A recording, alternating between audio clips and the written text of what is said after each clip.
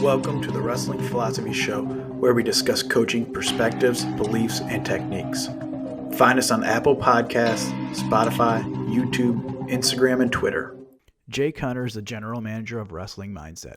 In this conversation, he talks about growing up with his brothers on a farm in Blairstown, Missouri, and how it led to success in the sport. He digs into several tips for coaches and parents, such as first phrase and last phrase for the ride home, steps to build confidence through goals, and predator versus prey mindset.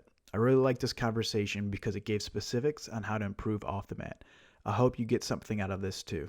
Here we are. Today, joined with Jake Hunter of Wrestling Mindset. How you doing today, Jake? Doing great. Plan on getting a nice little run in this afternoon after sitting in front of a computer all day. Yeah. Is that usually go-to for workouts, is runs? Yeah, so it's so easy. You can get a great workout in like a really short amount of time. And sometimes my life gets kind of crazy with when I got stuff scheduled, especially during like wrestling season.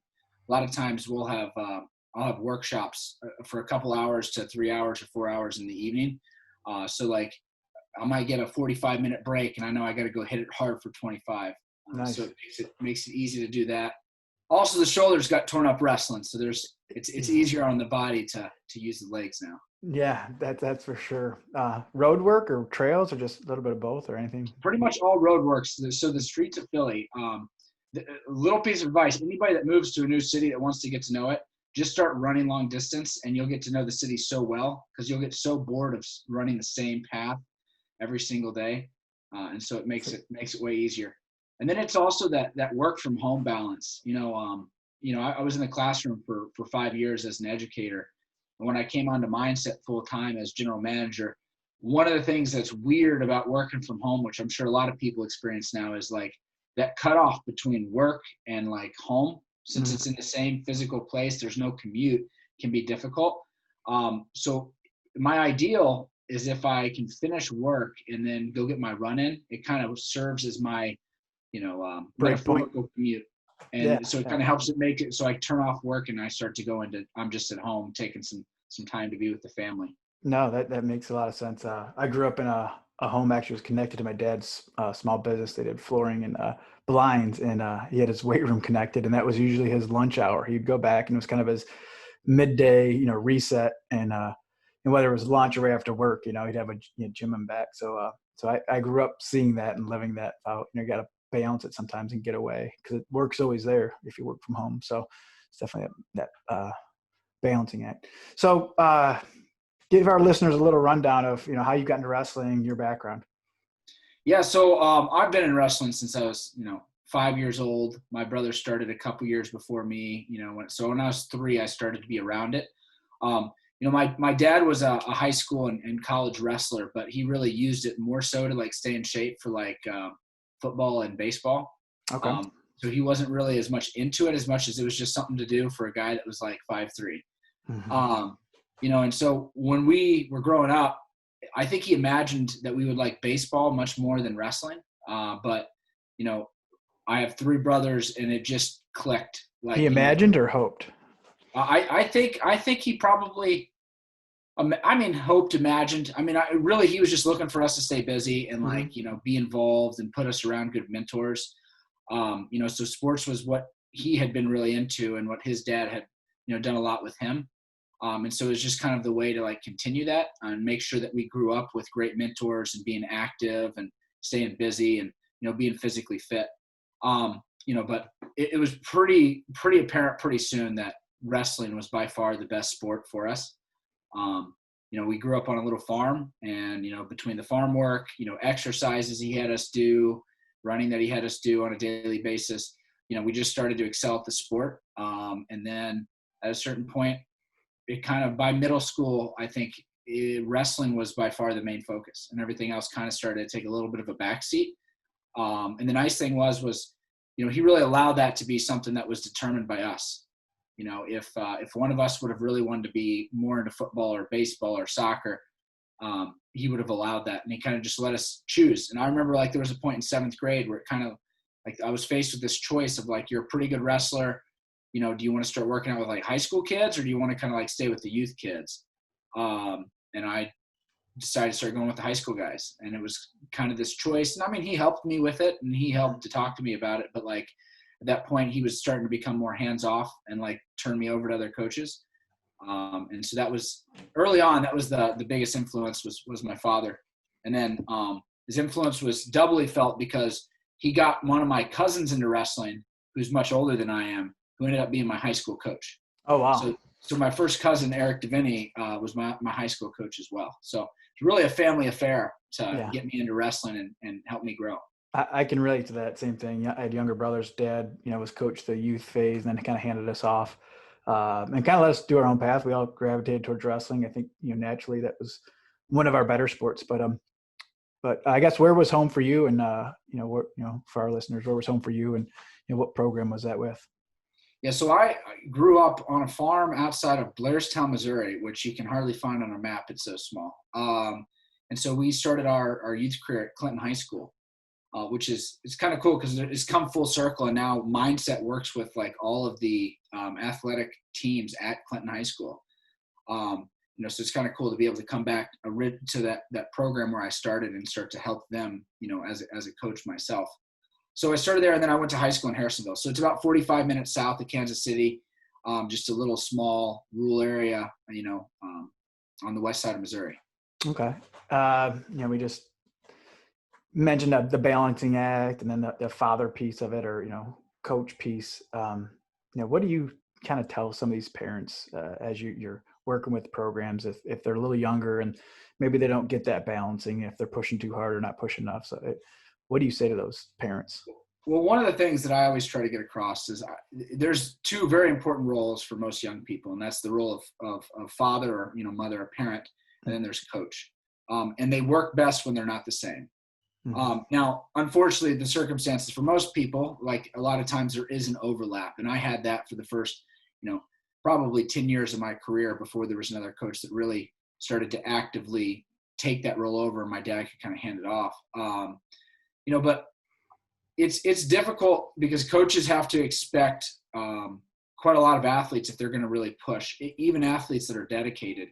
And it's really hard to have that person also sit across the table from you at dinner after they've had to push you at practice and, kind of talk to you about what needs to change at the tournament. And so if you can have both those roles, it's way easier. I mean, and, one of the recommendations I always make, because I think a lot of people mess up. They'll do a great job, even if they've got a coach that coaches their kid. They do a great job at the tournament or whatnot or at practice, but then it's that ride home. And that ride home can be a really negative experience or a really positive experience, depending on how they do it. And one of the things, I think every parent should focus on is whether the tournament went well or bad, or whether the practice went great or terrible, just telling them, I love watching you compete. I love watching you work hard. And like that right there could be the first phrase and the last phrase. And then if the kid decides they want to talk more about it, they have that ability. But if they want to change the subject and talk about something else because they're already overwhelmed with it, I think it's a good time to, kind of allow that child to just have that relationship with you as a parent and a kid, rather than as a coach and an athlete, because it can be a hard balancing act. And if you can separate them, it's better. And then there's those little things that you can do, little techniques or little focuses that really allow them to fall in love with the sport for themselves, rather than do what we've all seen athletes do that have been in sports, which is, a dad or a mom drives them out of it or burns them out, or, just damages the relationship so much that it never recovers, sometimes ever. I mean, right. I know wrestlers that don't speak with their families or right. with their father specifically because of the negative interaction that came out of the sport. Yeah, I know some also, and it's not, it's sad because that's not what they're going in for. They want what's best for their kid, but it's, in the approach. And, when emotions get involved, it's hard to kind of split that sometimes. With that, do you have any tips or things that parents can do, like kind of a checklist when they feel like they're getting out of line or getting on the wrong path? I know I talked with some coaches here in Ohio, and they kind of said, some steps they did. I instead of coaching, I filmed my kid because I knew if I was filming myself, what I was saying was going to be recorded, and that's one of their checks and balances. Anything that comes to mind, little things they can do?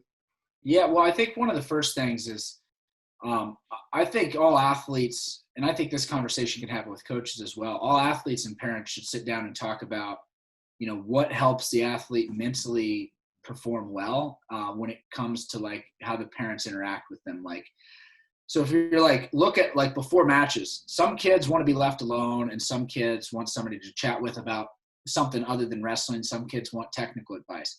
If you don't know what your kid wants you to do in that, like, let's say half hour, 45 minutes before that wrestling match, I think you're allowing yourself to possibly make a mistake. Most athletes have a pretty good idea what they're looking for, whether it's, Dad, I want you to get me pumped up, or, hey, Dad, let's just joke around about whatever, or, hey, I just need to be left alone. And then the hard part really is the conversation's not too difficult. Mm-hmm. It's the follow-up. And like, when you mess up, what do you do about it? And this is one of the principles I go with as a coach or just as a mentor for young people is, if you do mess up, you just got to be able to apologize and realize, you're actually teaching a second really great lesson there, which is that like adults and leaders can make mistakes, and what an apology looks like in that sense. And I would say the same thing in that conversation goes for after the match, right? Like, do they want space?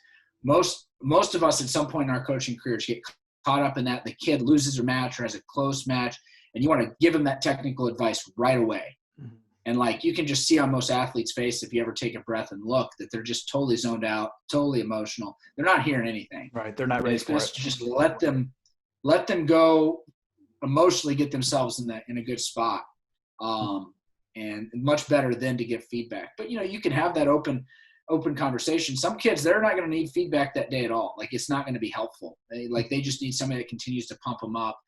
Especially those kids. Like, I was a very self-critical person as an athlete. So like, when something went wrong, I didn't need anybody telling me what went wrong. I was going to be thinking about it, for quite some time, because I didn't like that. I wanted to do well, wanted to have success. And so having somebody else add to it wasn't effective. So I think that can be big, and then, I think the last piece that I would offer, and my dad did a really good job of this, is like, emotions can, with especially a sport like wrestling, where it's so one-on-one and so physical. It's not like a track race where it's like, you outran me. It's like, kid might have just beat you up, right? Your kid may just got beat. Mm-hmm. And it's not physically, it doesn't feel good. It can be somewhat embarrassing. My dad always told us, he said, listen, it's okay to be emotional. It's okay to cry after a match. He's like, you put a lot into this. He's like, just go find a spot where you can like get yourself taken care of in private. Like, you don't want to do that in front of everybody. He's like, so like, if you're upset, if you need to cry it out, if you need to like yell and scream, just go find a spot where you can do that by yourself. And then when you're like, get yourself under control, then, re-enter the gymnasium, because that's where you see arguments erupt, is like a kid doesn't take that time. And then they go back up in the stands and dad tries to say, hey, that was a good match, or, hey, you should have done this. Sometimes it's even a positive comment, and then there's a screaming thing that happens. Mm-hmm. Right. And so I think that can be good. Letting kids know it's okay. It's okay for men to show emotions. Right. We're emotional people too. Especially in wrestling, the one-on-one sport, it's a lot of ego and then, disappointment. And then when we start to taste that success, we want a little more. And, some great points. And it's, easier said than done, but it's, you hear parents, my first kid, I did it wrong, but I figured out my second kid. And it's just, it's just like anything, takes experience. So, another point I wanted to touch on, I don't want you to give all your secrets away. I know you got a lot of them and tips and tricks, but hey, you got a few hours. I can try, but I'm going to need more than a few hours. Yeah, I know. We've all been there with, kid in the room or, in the classroom, whatever it is, where the kid just lacks the confidence. They have the ability, but the confidence in them, in themselves is not there. What's some tips, or what do you say to a kid that you come across to get them thinking in the right mindset? Well, one of the things I'm big on is process goals and like goals every day. Winners win all the time, right? And like, I say that, and sometimes that gets misconstrued. Like, really what I'm about is not just winning. Winning is a outcome of doing things correctly. But if you want to become confident, and if you want to be able to win those, quote unquote, big matches, which is language I don't typically like to use, but, like that state semis, that state finals match, you gotta have a supreme level of confidence. And one piece of that is just be somewhat of an obsessive goal setter, right? Like if you look at a kid that's not confident, it's because they probably don't see that they've achieved very much. Because I mean, that's where confidence typically comes from, is I see my achievements over and over again. You know, I see what I worked for and I was able to make it happen, you know, by the work that I put into it. Like I had to earn that. You know, and that's true confidence, is when you've earned it yourself, you've bled for it, you've sweated for it. And so like one of the first things I'll do with an athlete that's really struggling with confidence is like, you're going to set multiple goals a day. And like, they're going to start off and they're going to be small, but they're going to get bigger over time. And there's a few things here that I think become important. Number one, small new habits, behaviors, and discipline starts to create a new way of looking at yourself and thinking about yourself. Every single person here could go and spend 30 minutes working out a day. How many people actually spend 30 minutes working out a day? And the percentage is pretty low. It's not that they're physically incapable. It's that they can't get themselves to do it over and over. So they lack that discipline. And when you start having yourself do certain things every single day, and they can change, they can start to be the same, but whether it's just something as simple as like do 100 push-ups every single day, you know, especially for like a 12-year-old kid, do 100 push-ups every single day, you know. And a lot of times what I'll do is I'll have them put up a whiteboard and they'll start adding it up. So the first week they have 700 up there, you know, and then all of a sudden they look up and they're like, man, I've done thousands of push-ups over the last couple months. That's pretty cool. That number keeps getting bigger. And like, I'm starting to see like a number that represents an amount of time I put into this. And, you know, so those goals start to like, one, create that understanding that like, I have the ability to get myself to do whatever I want to, right? When it comes to an effort piece, I can stay focused longer than other people. If I have big dreams, I just have to attack them a little bit every single day and I start to get there. And then lastly, like they just start to believe that they can go after bigger goals, you know, because kids that aren't confident, you can give them the smallest task and they get overwhelmed, you know, but like if you know, start them off with just like, hey, just make it to the practice without, you know, taking an extra water break, you know, or like, you know, go through this practice and then you're going to spend 5 extra minutes working on technique. Or like, hey, today you're going to go with, you know, the tougher wrestlers rather than the first year guys. You know, over time, they start to see that they can do more and more. And that's where like J-Rob camps and other intensive camps are so powerful. It's not that they like, sure, they learn some wrestling, but they see the limit of where they can push themselves to and then realize that that limit was false. That limit is something they can push past. But you have to, the kids have to see that limit and that it's a false construct. It's something created in their own mind that doesn't exist except with what they don't allow themselves to push past.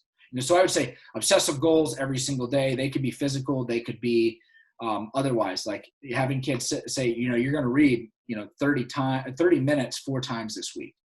You know, it's like any kid could do that. You know, you just got to get them to sit down and do it. And over time they start to like do that and it starts to get easier to set bigger goals, you know. And then that's the next phase that I think becomes really important, is sometimes they'll fail and they realize like, hey, I can fail, but I can get up and go do it another time. I get a second shot at this.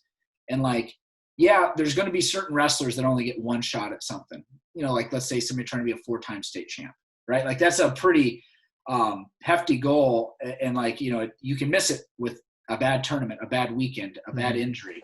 But most of the kids we're working with and talking about, you know, they're not necessarily that level. They're those athletes that are in the middle that we're just trying to use the sport to just make them better people. And they can achieve something great, but they may miss several other goals that they set. But the athlete that has seen, I can miss a goal and then continue forward positively and not let that affect my confidence. That's the kid that has a bad districts and then ends up placing at state. Right? They have something go really wrong one weekend, but then the next weekend they're able to reset and go have success because they realize like, I'm a lot more resilient. I've missed a goal and then been able to get up and set another one and go get that one. So that obsessive goal setting, you know, it just, it's such a small thing, but if you can get a kid to buy in that like, you're going to achieve a goal every single day. And then you give them the support and that follow-up, which is really important to make sure that buy-in is happening. You can really start to alter who that person is and make them into that athlete that just is a constant go-getter, constantly positive, constantly aiming for more. So you hear people ask all the time, one factor that relates to success. Would you say it's discipline then? Yeah, I mean, it's a big area to define Right, with one right. simple Yeah. thing, but like, I mean, I'm a big believer in discipline because, discipline is about the way that you do everything, the way that I sleep, the way that I eat, the way that I train, the way that I recover. That's one of the ones that gets missed by a lot of people is, are you recovering smartly? Mm-hmm. Right? Like when you have a small boo-boo, are you icing it and taking ibuprofen, or do you just ignore it because you're 17 and your body feels invincible? Mm-hmm. The athletes that have the discipline to take care of it on a daily basis, they have a long ways that they can go. And it's similar. It's like I tell athletes, it's like, if you want to be a state champ, you got to be a state champ every day beforehand. You live like a state champion before you're a state champion. Like I felt like, my junior year when I finally won state, and I went to high school, wanted to win 4 titles in Missouri. I didn't win 4 titles. I got 2, but like, I really felt, especially after I placed at Fargo the summer between my sophomore and junior year, I was like, I'm a state champ. I just haven't proved it to everybody else yet. I know I am. I know I'm in my mind, I'm that good. It's going to happen. I'm going to live like a state champ every day. Mm-hmm. And, that's what discipline is. Discipline is living like what your goal is before you've achieved it. And if you're doing that correctly, it infiltrates every aspect of your life. How do I talk to other people? How do I talk to coaches? How do I go to school? Do I pay attention? Or, do I treat people with respect? Discipline is everything I do. It's a lifestyle more than it is anything else. Yeah, no, that's well said. Like I said, I grew up, my dad was pretty organized and he didn't know everything, but he did what he could. And that's kind of what he said in a different way, prepare like you're a state champ. So, do everything you can within your power. And if you fall short, you have no regrets, right? If you train and believe you're going to be a state champ and put the work in and you fall short, then what do you have to be upset about, So, yeah. Well, and that's why those goals are so amazing, is like, they're never guaranteed. Like you can never really earn a state championship, right? Like there's a certain element of it is just it's a privilege that things went the way you wanted them to. The same way a guy like Spencer Lee, right? Probably would be a 4-time national champ. He didn't have the privilege to be able to give himself the shot to make that happen. It wasn't his fault. You can't earn it with everything. Some of it has to be provided as far as the opportunity has to exist. And like, sometimes you're just going to miss that mark. But like, at the end, that's why goals are so cool, is when you do achieve them, is that they're in no way guaranteed whatsoever. Like anything at any time could stop us from being able to achieve that goal. Even if we earned it 6 times over, it still may not happen. And so when you do get that moment, it's, being grateful for, what, this is awesome. I knew it wasn't guaranteed. I was able to do it. That's amazing. I know, some of your talks, you talk about the predator versus prey. Can you talk about that? Or I guess what kind of, dialogue kids should be having or coaches should be having with a wrestler before a match? Yeah, well, I like predator versus prey, and as a concept, it's much more deeper than just, the way that some people think about it. A lot of it is about creating common language. A lot of coaches have talked about what you can control is your only thing you should focus on. That's not, a brand new concept in the realm of sports. The thing with predator versus prey that works so nicely is the metaphor is so apt, for those that haven't heard that, which I don't know where you've been. We're all over the wrestling world, emails and social media and tournaments and everything. But, predators have their eyes in the front of their head, because they're looking at their goal. They're looking at what they're trying to do. They're looking at what their focus is. They're not worried about anything else. Their attention is fully forward on what am I going after. And prey animals, have their eyes in the side of the head, like a deer, and they're reacting to their environment. They're trying to escape danger. They're not focused on what they want. They're focused on avoiding the negative or avoiding these other things. And so as an athlete, if you're walking onto the field of competition, whether it's wrestling or whether it's football, and you're worried about all those other things that are going on, what's this kid's rank? Who's he coached by? What school is he from? What happened last time he wrestled? What did he get last year? Is there a college coach that's recruiting me that's up in the stands? Is my grandma here? Is my girlfriend here? if I win this match, who do I catch next? If I lose, who do I catch on the backside? I can't control any of those things. Not one of those is something that I can change. So it's a prey mindset because you're wasting energy by reacting. You can't do anything about it. So why are you worried about it? And the predator would walk in that situation and know there's really only three things that I can do. I can control my attitude, my effort, and my aggression. And if it's not one of those three things, I'm gonna take it out of my mind. Our mind really has a very narrow bandwidth for a conscious thought. Our brains filter out so much. It's like anybody that's lived by train tracks, forgets that the train tracks are there. You don't hear it after a while. I was one of them, that what I talked about earlier, where we lived, that train tracks, and just get used to it. I grew up on a farm, and I thought it was totally normal, and other people would come and they'd be like, man, it smells.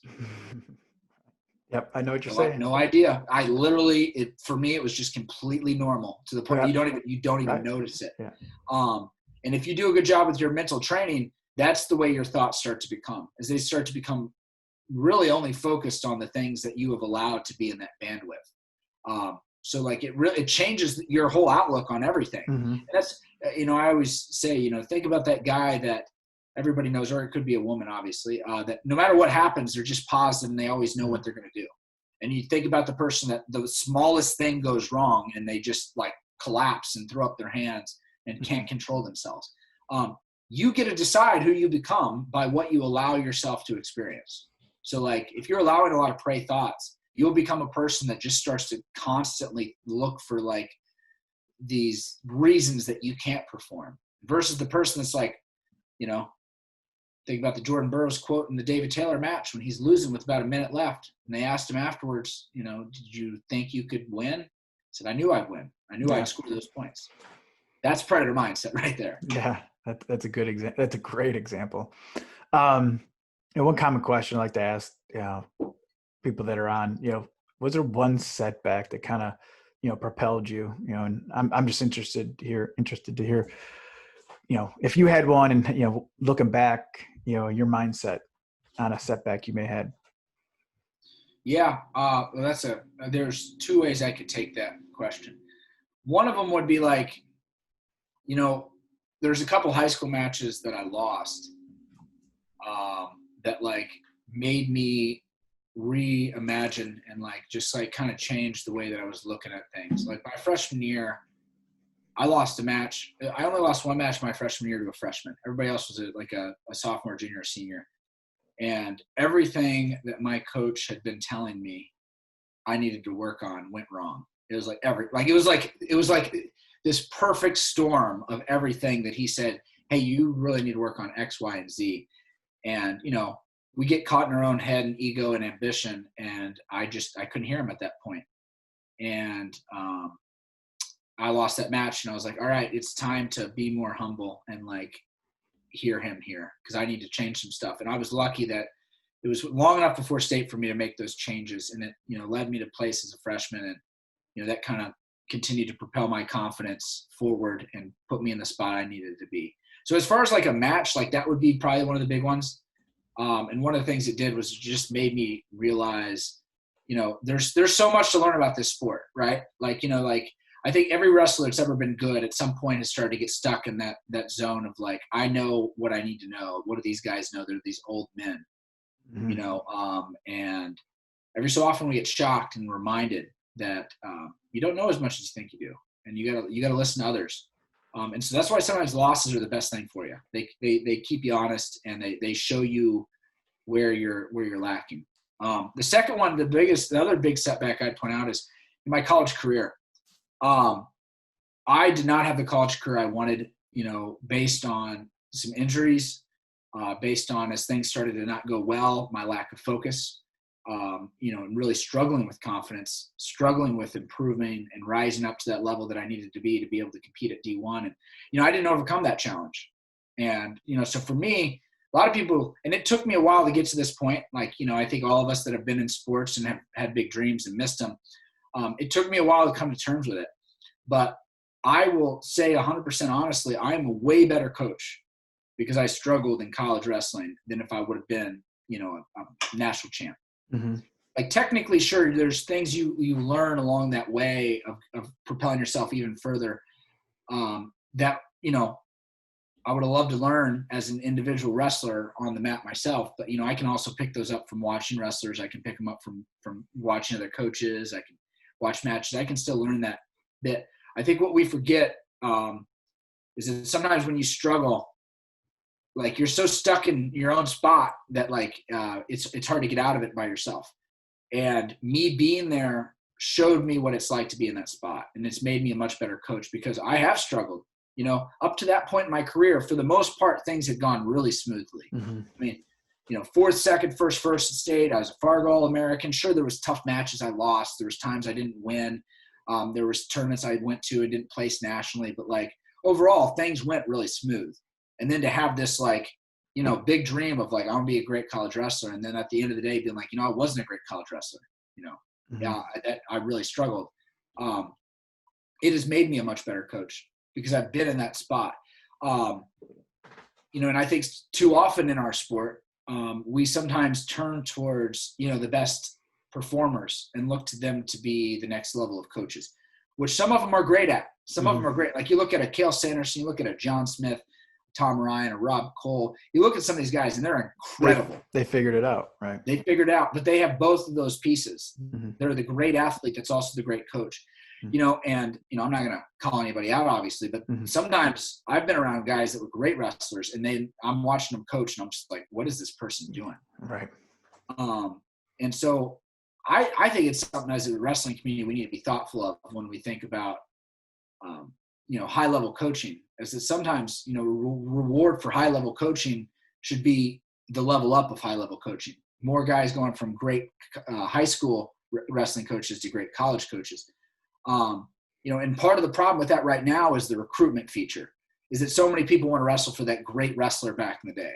Good point. And so it makes it harder. And that's one of the reasons it exists, is it makes it harder for them to then recruit athletes to come to that program.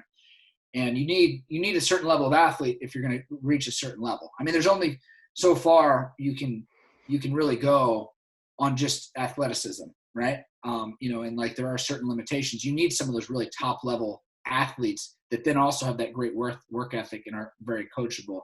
To have those special athletes like a Spencer Lee that's going to win multiple national titles, and then you use that athlete to really create a program around because it helps draw more people in. So I think that's one of the things in our sport that we need to focus on. Is if we have great coaches, let's find ways to have them continue to coach at really high levels. Right. And, just because somebody, you see it all the time. You'll see camps, and it's like this person's a D1 All-American. They're this many times state champ, and sure, that tells you something about them, but that doesn't necessarily mean that they're great at coaching. Mm-hmm. And I think there's a balance there that we need to make sure that we strike. And I think that's important because, like I said, that setback in my college career has made me 10 times better than what I would have been otherwise. Do you think, touching on what you said about coaches and making sure the best coaches, not just the best athletes or best results, get the coaching position? Do you think, social media and these, platforms now, are providing that, kind of showing what kind of coach they are and what kind of, person of character they are? Do you think that's helping or hurting? See, that's a deep question, man.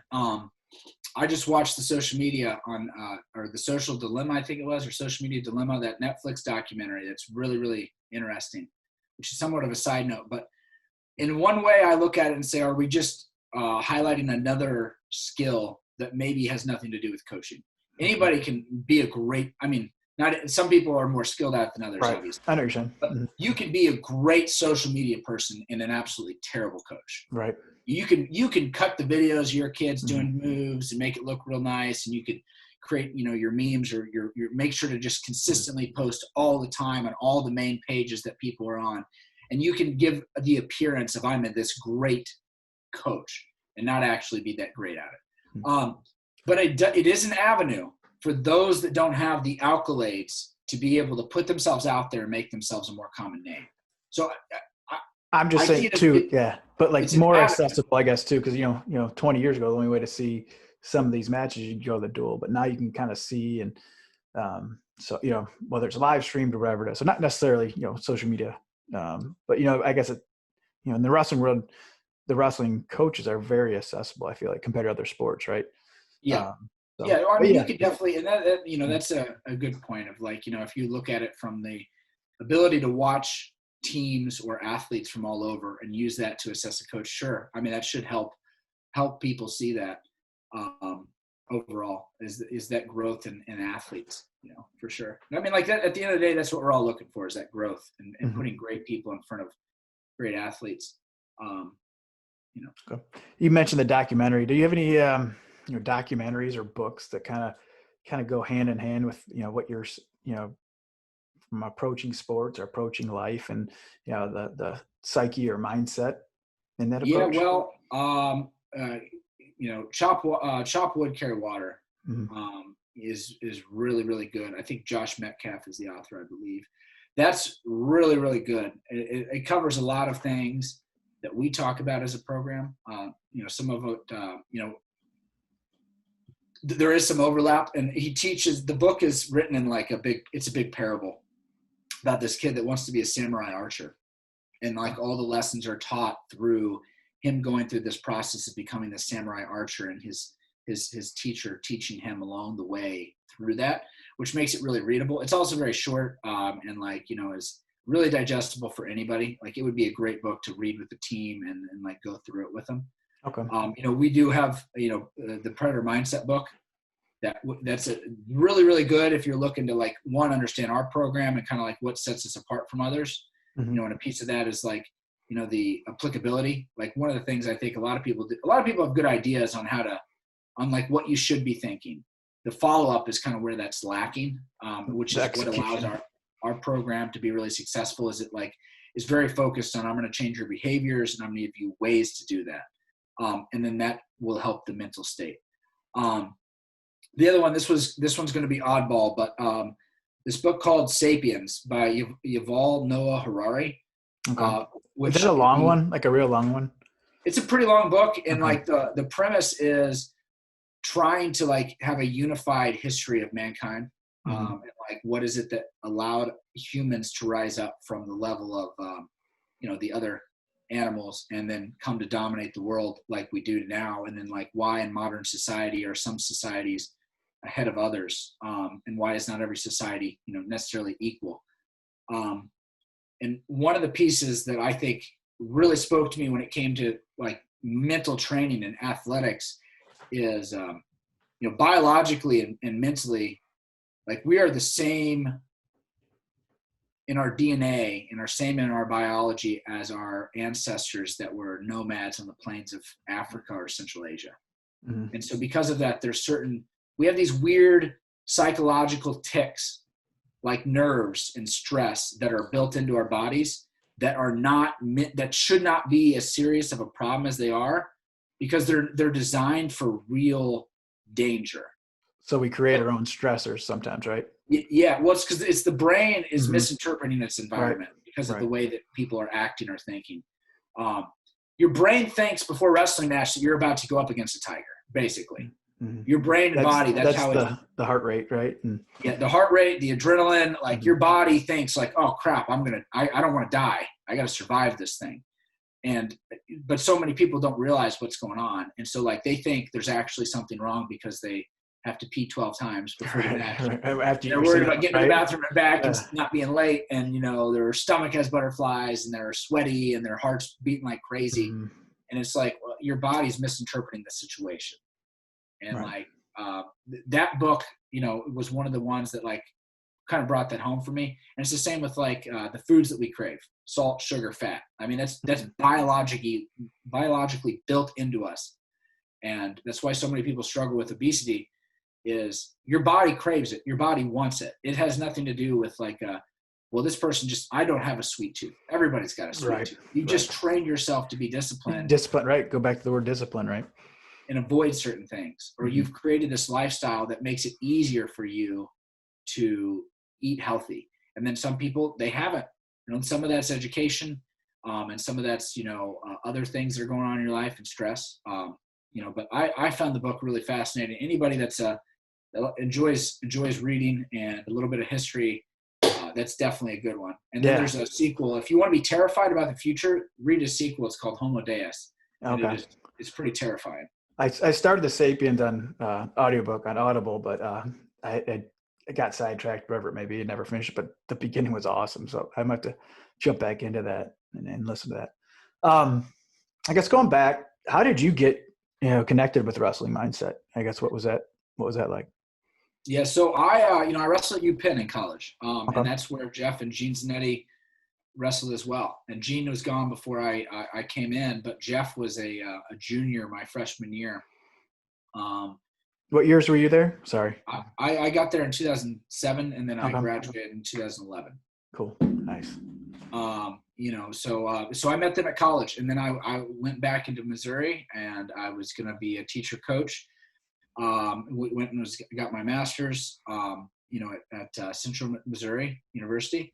And then I had met this gal right before I left Penn, and that's what ended up bringing me back to Philadelphia. Because now we're married, and, it'll be, it was 5 years this June. Congrats. Thank you. And so I got back and I ran into Jeff and Gene again, and they're like, hey, we're starting this, this company that we've been going for a couple years now. We need some coaches. And then, so I came in as a mindset coach, and that was like 2014. And then since then, I went from being a teacher in the classroom and doing it, just in my spare time to, I'm the full general manager. We grew our team from like 25 people when I started 3 years ago to over 60 people. Wow. And so we went from, I think that first year that I was general manager, we worked like 90 teams, and like now we're in excess of, or last year we were in excess of 200. So wow. And we've bridged that gap from just wrestling into other sports, and now we're looking at going corporate and working with sales teams too. So what other sports are you looking at? Some gymnastics, MMA, soccer is starting to become a bigger for us. A little bit of football, a little bit of volleyball, some track and field, a little bit of tennis. Wow. So we've worked with lacrosse is pretty good too. So we've worked with somebody from pretty much everything. It's the same basis, right? I mean, essentially, right? I mean, mindset is mindset. Like, right. Confidence is confidence. Right. Like, there's different specific places that you need it, but like, it's the same thing. I mean, mm-hmm. It really just is about how to like mentally perform well all the time, right? I mean, like, how to prime the mind, right? You prime the mind, be ready to go. Get that mental edge over whoever you're competing against, or over yourself. If I got a if I have the mental edge over who I was a year ago, and I'm a salesperson, I don't care what I'm selling, I'm going to sell more because I'm better than that guy a year ago. Right. And right now I'm just competing against myself, so that mindset piece, I mean, it can go into any aspect that you're trying to do. That's awesome. That's funny. That's what I was going to ask, want something else, like other sports, just, you guys have to be getting into other sports, but, for those living under a rock, where can they find more information about you guys? Yeah, just wrestlingmindset.com, or go on any sort of social media and just search Wrestling Mindset. If you're from another sport, Winning Mindset will have more relevant information for your specific sport. So Z Winning Mindset, Z as in Zanetti, Gotcha. winningmindset.com is where we host all of our other sports. And so that's been the cool thing is we've grown the team from a bunch of just former wrestlers to now, it's like we have we have a professional water skier who was a former college tennis coach named Chelsea Mills. She's absolutely amazing. And so, with these other sports, we've started to bring in this team that's way different than what the original group of just, short, stocky wrestlers are here. And we're expanding the team and diversifying it. We've worked with some groups that are mostly Spanish speaking. So we have some coaches that speak Spanish. Awesome. And we're just trying to do everything we can to impact young people and people at high levels of sports across the country and eventually the world. So that's the goal. No, that's awesome. Any of personal favorite social media follows that you have in the wrestling world? Well, just a few for me, and I'm not huge in the social media. Okay. I pay attention a little bit, but not a lot. But if you're looking for like just a person that thinks deeply, that's also in wrestling, Lewis Baker, who's in the Philadelphia area, and he's is just has a lot of really good quotes that he likes to send out. You know, and I'm a big quote guy, so I'm always looking for new ways to think. And where he pulls from is like really diverse, like all the way from like, you know, Stoicism to like, you know, Hindu texts, you know, to like modern people. So Lewis Baker's really good. I really like his stuff. Mike Moore is he's our most active social media person that's like not on the official company page. And he's always, you know, Mindset Mike is what you'll hear him called. And he's all over the country. If you've been to any national tournament, at some point you're going to run into Mindset Mike, you know, and he's phenomenal. He's great. He's always helping people at really high levels. You know, all of our social medias are great. You know, the big thing we try to do is bring as much great content as possible. You know, we do a series called Meeting of the Minds where we do interviews, either myself or Mike Moore or Gene Zanetti, our CEO and founder. It's just meetings with, you know, different influencers, you know, in different sports or across the wrestling world that, you know, just trying to dig into the mental side of sports. You know, we do a Mindset Monday, which is a video every single week about the mental side. So there's a ton of information we try to send out and content that we create specifically.